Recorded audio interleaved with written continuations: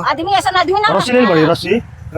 हां ले ला जान पकड़ सब चलो पकड़ तब का हैं क्या हां खतरा अरे हमन के भुलाइल बटे तो हम का खोसी का अभी मजा आएगा ना भिड़ो।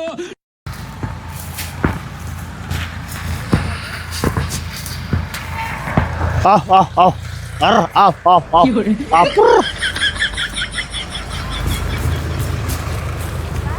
हाई बाबू हाई बाटे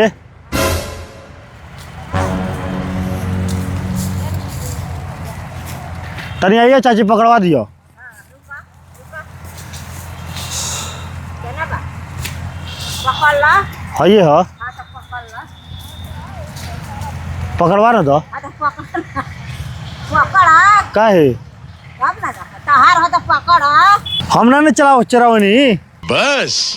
हवा निकल गई। हां तो केहू चरावला तो तार हो तो तार के ना चिल्ले होई चिल्ले ना नहीं के चिल्ले नहीं के तार के नहीं का चिल्लते तो चल दल बड़ा ऊ हमरा के चिल्ले नहीं के बुझलो ऊ हमार नामो नहीं के जानो तार ना हो लेके जाना हाँ। अपना घर के लोग को बुला के लेबा घर के ना बाबू एक काम करो तनी पकड़वा न दे हां ले चल दूसरा के खोसी पकड़वा दे दूसरा के हमार हो हां हाँ तनी पकड़बा ए कौन कौन सी बटे हां ले ला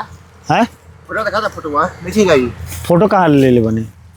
हई बा ओकरे खातिर सेम रहलो हैं हां वो तो लगता हां उहे लागता खोसिया हमनी का तहार लागता कि ना उहे बटे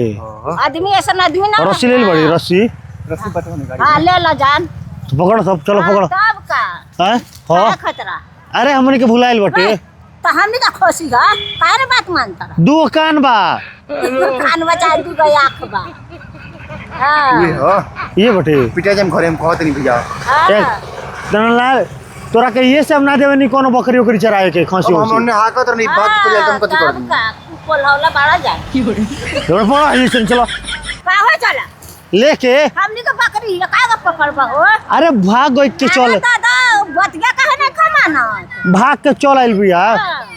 तेरा बाप यहाँ छोड़कर गया था कि तेरी माँ।